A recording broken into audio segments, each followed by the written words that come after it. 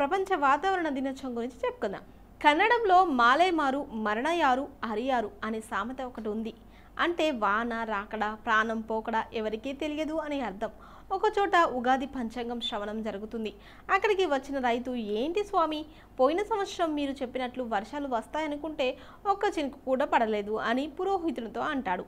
గత సంవత్సరం ఏం చెప్పానోయ్ అని అడిగాడు పురోహితుడు. వానలు ముంచుతావోయ్ అన్నారు స్వామి. అదే మరి, వానలు పడకుండా నీ కొంప ముంచుతాయని చెప్పా అని ఆ జ్యోతిష్యుడు అనగానే, అహురా అని నోరు తెరుచుకొని ఎగ్గొట్టిన ముంచుంటే ఎక్కువైన ముంచుంటే అంటే ఇదే కదా అని అనుకున్నాడు ఆ రైతు. చాలా కాలం క్రితమే మన పంచాంగకర్తలు రాబోయే శతాబ్దంలో ఎప్పుడెప్పుడు గ్రహణాలు వస్తాయో సవివరంగా వాశారు. నేడు ఆధునిక వాతావరణ శాస్త్రవేత్తలు రూపొందించే వాతావరణ నివేదికలు కూడా దాదాపు ఖచ్చితత్వంలో ఉంటున్నాయి.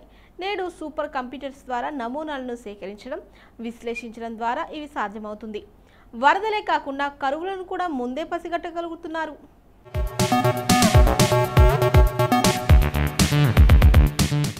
భారత్ రిమోట్ సెన్సింగ్ ద్వారా మన దేశానికి కాక ఇరుగు పొరుగు దేశాలకు కూడా వాతావరణ నివేదికలను అందించగలుగుతున్నాం.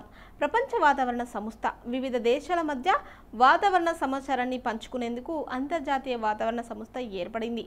పవనము, పీడనము, ఉష్ణోగ్రత, అవపాతము మొదలగునవి దేశ సరిహద్దులను దాటి విస్తరించేవి. ఎక్కడో పసిఫిక్ మహాసముద్రంలో ఏర్పడే ఉష్ణోగ్రతల్లో మార్పులకు భారతదేశం ప్రభావితమవుతుంది. అందుకే ప్రపంచ దేశాలు సహకరించుకోవాల్సిన అవసరం ఎంతో ఉంది. కేంబ్రిడ్జ్ విశ్వవిద్యాలయంలో 1845లో ఏర్పాటు చేసిన సమావేశంలో వాతావరణ అంశాలను కొలవడానికి అంతర్జాతీయ ప్రమాణాలను సూచించారు.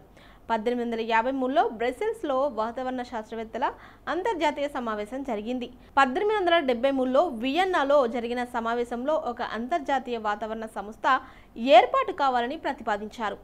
ఇదే 1950 మార్చి 23వ తేదీన ప్రపంచ వాతావరణ సంస్థగా మారింది. ఇక ఈ సంస్థ 1951 నుంచి ఐక్యరాజ్యసమితి అనుబంధ సంస్థగా అయ్యింది. ఇందులో ప్రస్తుతం 193 దేశాలు సభ్య దేశాలుగా ఉన్నాయి.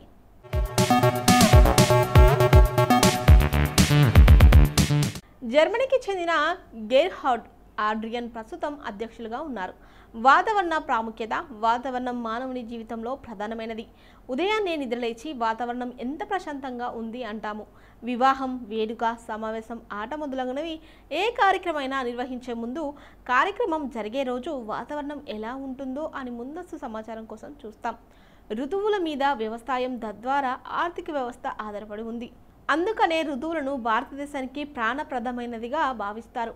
ముందస్తు వాతావరణ నివేదికల ద్వారా ప్రకృతి విపత్తులైన అధిక వర్షపాతం, వరదలు, కరువు కాటకాలు, తుఫాన్లు మొదలగు వాటి ద్వారా ప్రాణ నష్టం తగ్గించగలిగాం. కానీ ఆస్తి నష్టం పెరుగుతుంది. 2020లో హైదరాబాద్లో, 2021లో రాయలసీమ జిల్లాలో జరిగిన వరదల వల్ల ప్రాణ నష్టం తగ్గిన ఆస్తికి ఎక్కువగా నష్టం వాటిల్లింది. ప్రపంచ వాతావరణ సంస్థ 1961 నుండి ప్రతి సంవత్సరం ఒక థీమ్ను ప్రకటిస్తూ వస్తుంది. గత సంవత్సరం సముద్రం, శీతోష్ణ స్థితి, వాతావరణం అనే థీమ్ను ప్రకటించింది. 2020లో శీతోష్ణ స్థితి, నీరు అనే థీమ్ను ప్రకటించింది.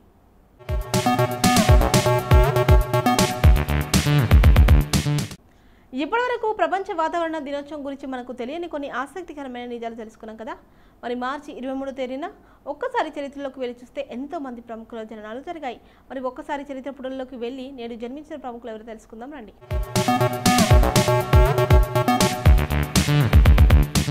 శ్రీకాంత్గా ప్రసిద్ధి చెందిన మేక శ్రీకాంత్ ప్రముఖ తెలుగు సినిమా నటుల్లో ఒకడు. 125 సినిమాల్లో నటించాడు. విరోధి అనే సినిమాకు నిర్మాతగా కూడా వ్యవహరించాడు. తెలుగు సినిమా నటుల సంఘం మా మూవీ ఆర్టిస్ట్ అసోసియేషన్లో శ్రీకాంత్ సభ్యుడిగా పనిచేశాడు. సినిమా నటి ఊహను ప్రేమ వివాహం చేసుకున్నాడు. వీరికి రోహన్, రోషన్, మేధ అనే 3 పిల్లలు.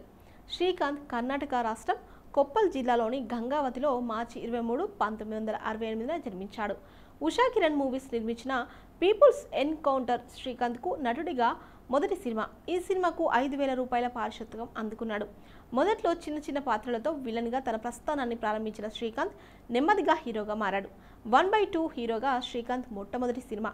తర్వాత వచ్చిన తాజ్మహల్ సినిమా మంచి విజయం సాధించడంతో ఆయన హీరోగా నిలదొక్కున్నాడు. సంగీత పరంగా కూడా ఈ సినిమా మంచి గుర్తింపు తెచ్చుకుంది. కె రాఘవేంద్రరావు దర్శకత్వంలో వచ్చిన పెళ్లి సందడి చిత్రం కూడా మంచి విజయం సాధించింది. ఖడ్గం, ఆపరేషన్ దుర్యోధన సినిమాల్లో ఆయన పోషించిన పాత్రకు పలువురు విమర్శకుల ప్రశంసలు లభించాయి.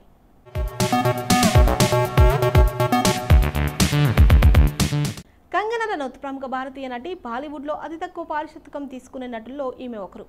ఉన్నది ఉన్నట్టు మాట్లాడే విషయంలోనూ ఫ్యాషన్గా ఉండే నటిగాను మీడియాలో ఎక్కువ ప్రసిద్ధమయ్యారు కంగనా. ఆమె ఇప్పటివరకు 3 జాతీయ పురస్కారాలు, 4 ఫిలింఫేర్ పురస్కారాలను అందుకున్నాడు. హిమాచల్ ప్రదేశ్లోని భమ్లా అనే పల్లెటూరులో 1987 మార్చి 23న జన్మించారు కంగనా. ఆమె తల్లిదండ్రులు గట్టి పట్టుదల ప్రకారం డాక్టర్ అవ్వాలని అనుకునేవారు.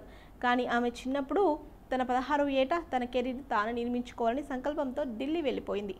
ఆ తర్వాత కొన్నాళ్లకు మోడల్ అయ్యారు కంగనా. నాటక దర్శకుడు అరవింద్ గౌర్ శిక్షణలో నటన నేర్చుకున్న ఆమె 2006లో గ్యాంగ్ స్టార్ సినిమాతో తెరంగేట్రం చేశారు.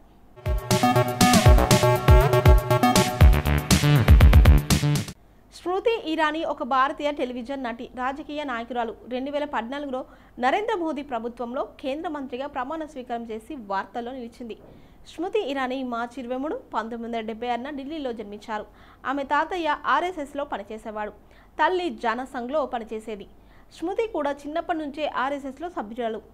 నిర్మాతగా ఉన్న స్థాయిలో ఉన్నప్పుడే రాజకీయ రంగంలోకి అడుగుపెట్టింది.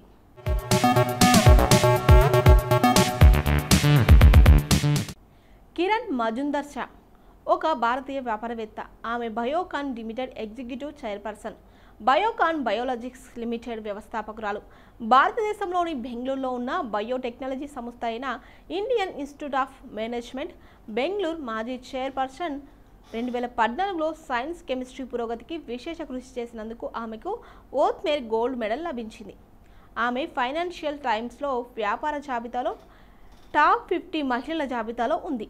2019లో ఆమె ఫోర్బ్స్ ద్వారా ప్రపంచంలోని 68వ అత్యంత శక్తివంతమైన మహిళగా జాబితా చేయబడింది. ఆమె EY world entrepreneur of the ఇయర్గా 2020గా ఎంపికైంది. కిరణ్ మజుందర్ 1953 మార్చి 23న కర్ణాటక రాష్ట్రంలోని బెంగళూరులో గుజరాత్ తల్లిదండ్రులకు జన్మించింది.